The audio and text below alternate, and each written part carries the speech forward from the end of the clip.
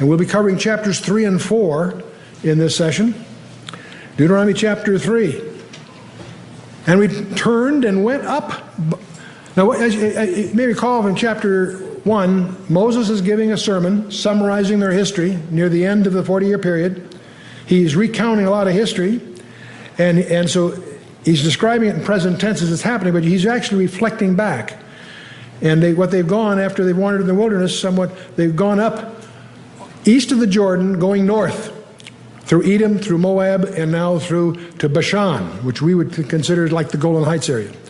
We turned and went up the way of Bashan, and Og, the king of Bashan, came out against us, he and all his people, to battle at Edrei.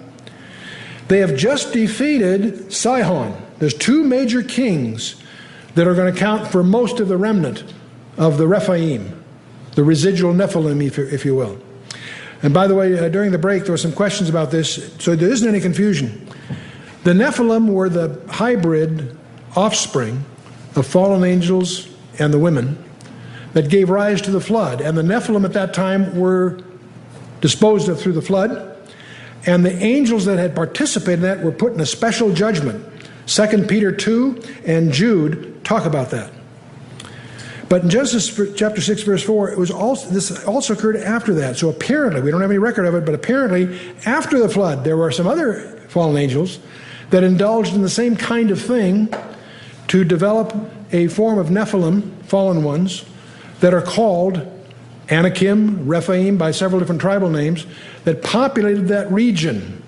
Satan's apparent intent was to thwart God's plan and to create a minefield to obstruct God's program for the descendants of Abraham. Let's move on here, though. So now we're moving up, and there's two primary kings. Sihon, we disposed of him at the last part of the last chapter, and now we have this guy Og, the king of Bashan. He came out against us, he and all his people, to battle in Edrei. And the Lord said unto me, Fear him not, for I will deliver him and all his people and his land into thy hand. And thou shalt do unto him as thou didst unto Sihon, the king of the Amorites, which dwelt at Heshbon. Here is a map to give you some geography here. Just to give you a rough feeling here. We've got Sihon.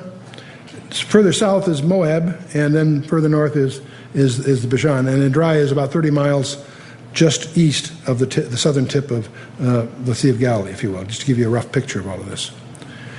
Okay, the king of the Amorites, that was Sihon, the guy we just dealt with. He had the country east of the Jordan from Arnon to the Jabbok, about 1,500 square miles. Now he was defeated, Sihon and his sons, and all his people smitten with a sword. His walled towns were captured, and the entire country of the Amorites was taken possession by the Israelites.